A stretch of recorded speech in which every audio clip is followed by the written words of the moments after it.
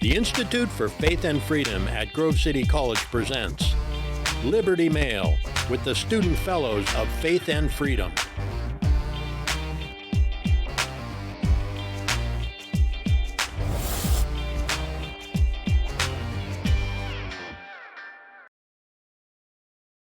Welcome back to Liberty Mail. I'm Katie Kenline, and I'm really grateful today to have the opportunity to be sitting down with RR Reno in the studio at Grove City College here before he delivers the Institute for Faith and Freedom's Conservative Mind lecture tonight. It's wonderful to have you here, and you said it's your first time. It's my first time, and thanks for having me on the show. Yes, welcome. We're really thrilled to have you, and many of our listeners will be familiar with your work. My grandpa, about every week I get an article sent to me from First Things. But your grandpa must be a very intelligent man. Yes, he is, out in Washington State. Shout out to my grandpa Dave. But for those of you not familiar, Dr. Reno is the editor and executive director of First Things magazine. He earned his PhD at Yale, was a professor of theology and ethics at Creighton University for 20 years. Before, he's now the editor at First Things. He got that position in 2010. He primarily writes on religion, faith, and Christians' participation in public life. He's written for New York Times, Wall Street Journal, Claremont Review of Books, Foreign Affairs, and then in 2019 published Return of the Strong Gods, Nationalism, Populism, and the Future of the West, among many other books. But tonight you're slated to talk about similar topics, if I understand correctly. What are you bringing to campus tonight? I wrote this book, Return of the Strong Gods, because I was convinced that we're coming to the end of an era. And I call that the post-war era. And the person your age often looks very quizzical, as in, which war? Yes. And someone my age, when you say post-war, immediately it's World War II. And that, but tonight I want to talk more broadly about the way in which our modern political culture divides between liberal and conservative, and how this, whether the one or the other has the upper hand, depends on what we as a society think are the deepest problems that we face. And after 1945, a consensus developed in the West, especially led by the United States, that we were kind of a closed society had created the conditions for totalitarianism. And so we had to push what I call an open society consensus. And this is the liberal notion of inclusion, diversity, all these sorts of things, to deconsolidate an overly strong and overbearing middle-class moral consensus. Society's too homogeneous, it's too stagnant, et cetera, et cetera. And this played out over the 50s, 60s, 70s, 80s, 90s. And my argument is it became a kind of super dominant consensus. And it's actually created the problems that are facing our country today, which are more problems of disintegration rather than problems of over-consolidation. And so I foresee, in my book I call it The Return of the Strong Gods, but in this lecture I'll give a different angle, a return to a kind of conservative judgment that we need to shore up the stable anchors of society rather than promoting the projects at the margins of society. Where do we see the disintegration? I think, I feel badly for young people because the male-female dance is really broken, and we know from data that the boys and girls are not getting together, and marriage is in decline. Pornography is rampant. So just at the most fundamental aspect of life, which is to form the family, marriage and family and children, we have a crisis. And it's interesting that both political candidates out there they're competing with each other about who can give away the most money to the mother of a newborn child. And you and I can sort of say, well, that's a bad policy, or it's poorly designed, or maybe we should make it conditional upon marriage and not just having a child. Let's leave that to the side. It's clearly a sign that our elites are waking up to the fact that we've got a problem in the most fundamental unit of society, which is the family. So I'm a little bit encouraged, actually, by that fact that both sides of the aisle are competing on this issue. That's really fascinating. And then repatriation of manufacturing to the United States. Again, Trump and Harris, they compete with each other as to who's going to do the best job, who's going to bring things reshore, bring good jobs back for middle-class Americans.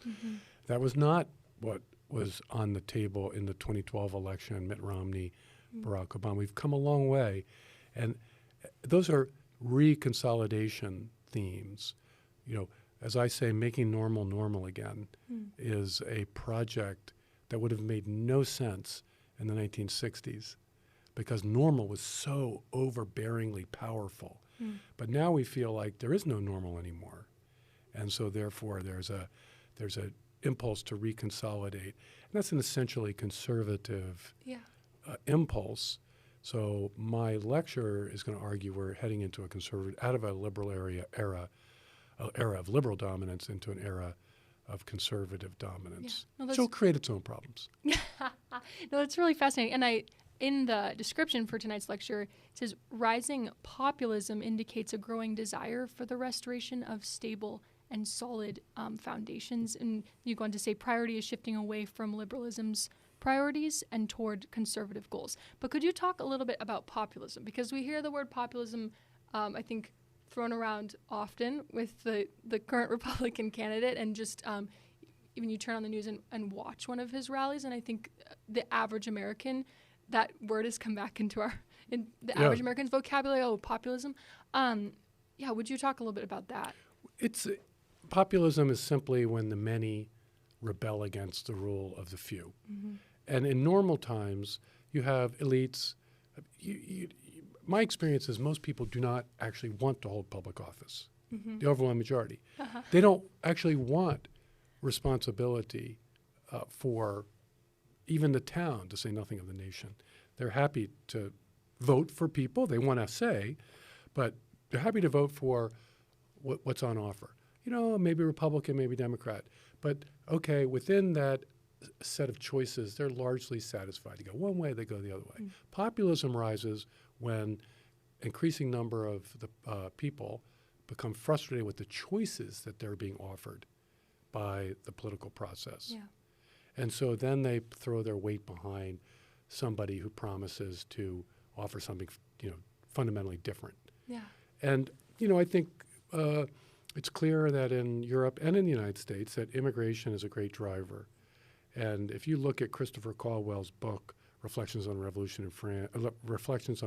in Europe, and Douglas Murray's book, The Strange Death of Europe, they're two books about immigration, really going back to the 1950s and 60s. You see that European population, citizens, have always asked for less, and they've always gotten more. And so they're getting increasingly frustrated with the people who are the normal, authorized, certified, credentialed leaders, and they're opting for populist parties that promise to do something that the authorized, certified people refuse to do. It's different in the United States. We have different sets of issues. Immigration is one of them, but another one is the economic arrangements after the end of the Cold War, globalization, use that as a general term, that probably in the last 10 years, a growing consensus is that it didn't work out as well for the ordinary American as we were promised in the 1990s. Unlike some of my friends on the right, I am not bitter and don't run around blaming Bill Clinton or Al Gore. There's a bipartisan agreement, actually, the foundations of the global economy in the 1990s. And you could see how some of the things that they had hoped for were not unreasonable, but they really haven't come to pass. So we've changing course. And so that's another issue that and crime is another issue that troubles many Americans. So demographic change, economic change, and then cultural change. Though, as we saw with Glenn Youngkin in Virginia, a lot of kind of pretty conventional suburban moms got very, very, very upset about the transgender ideology in the schools. And that seemed to have been decisive. So cultural changes, demographic changes, economic changes, and people saying this is not working, and then they rebel. That's populism. What changes do you see since 2019 when this book came out? I don't know if there's any, if you could update the book or what you see now looking at the moment we're in. I'm really struck again by how I think this is healthy development that the Republican establishment, Democratic Party establishment is trying to figure out how to meet these concerns of voters. So they're adjusting and trying to figure out how to address these concerns. I'm an American optimist. Certainly we're in a rough patch. Political polarization can be very severe. And, it's politics is always a contact sport, but it's gotten worse, a lot worse in the last half dozen years. But I think we'll get through it and we'll find a new consensus. And then, as I say, I think it'll be conservative inflected, and you'll have a liberal version of it and a conservative version of it. And as opposed to what I spent most of my adult life, the Republican Party provided a conservative version of the liberal consensus. I think now that the burden will be on the Democratic Party to provide the liberal version of a conservative consensus. I may be a little bit overly optimistic here. And a lot of my friends say, look, on the whole pro-life question, it's been a post-Dobbs, the country clearly is not aligned with my views on the sanctity of life. And so they say, well, how can you possibly say that we're going to have a more conservatively inflected national consensus? I'm willing to concede, okay, maybe, but again, I turn back to the growing consensus that we have a fertility problem. Now, I want to push that to say we have a fertility problem because we have a marriage problem. In fact, we have an abortion problem because we have a marriage problem. Something like 9% of all abortions are procured by married women. So it's a minuscule proportion of those who get abortions. So in some sense, a lot of the things that concern me morally about our country flow from the weakening of the institution of marriage.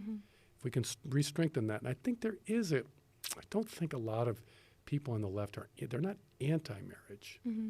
So we got to push them to sort of say, okay, you can be liberal pro-marriage, and I'll be conservative, harsher pro-marriage. But if we can get to that place, that's I think a huge win for the future of the country, because we're only as strong as the fundamental unit of society, the family.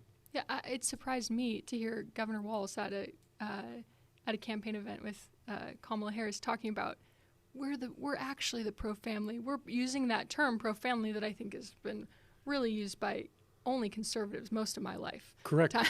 And I think we're in a partisan moment. We're in the heat of the campaign. People are writing things, commentators.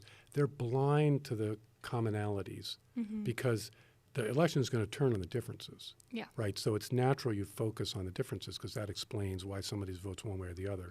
But I think we need to step back and say, wow, as you said, how does this differ? It is radically different from the terrain just the last electoral cycle. And then our job, it seems to me, as Christians, as conservatives, is to try to shape that in the most fruitful way, in the most positive way, to accord with biblical and moral principles. Yeah. So that really goes right into the last thing I wanted to ask you was just what do you think is the most important, what would you like Christians to have in front of their mind as we approach this election cycle? It's very tumultuous. It's very divisive. This will be my second time voting for president, and I'm just even shocked by. I remember when I was very little how different almost it felt. We're civilized. Yes, that's a good way to put it. But what would you love to just have Christians remember in front of their mind? Two things. One, never let the perfect be the enemy of the good. Don't, there's a biblical principle, put not your trust in princes. And that cuts two ways. One is don't overinvest in politics. But on the other hand, also don't expect your political leaders to be pristine characters, out of some fairy tale. It's a mad scramble to be elected to the highest office, and only a certain kind of person can really undertake that. Yeah. And that's not what that. It draws on what are not always the most attractive elements of human nature. Yeah. So don't let the perfect be the enemy of the good. And you're voting as often against as you're voting for, to forestall some of the worst trends from getting worse, as well as voting for things. So those are things to keep in mind. And then finally, calm down. It's not the most important thing. That if you're anchored spiritually, then you can withstand the troubled waters of American civic life, Amen. American politics. Yes, thank you. Before we go, where can our listeners find your work? Do you have social media? I don't have any social media accounts. That's I'm good. terrible. Or maybe I'm good. It's hard to know. But you can certainly go to firstthings.com. Absolutely. We'll have Pops it up linked. number one, First Things. You don't even need to com. Just Google First Things. We're number one on the hit. That's perfect. Well, thank you so much for joining us All today. right. Well, thanks for having me. Yeah, we'll be sure to we'll have it linked below, your work. And we're so grateful that you're on campus. This has been great. This has been Liberty Mail from the Institute for Faith and Freedom, and we're so grateful you joined and listened to this today. Don't forget to like, subscribe, and share this episode. We'll see you next week for another great episode. For more information on Liberty Mail or the Institute for Faith and Freedom, visit faithandfreedom.com.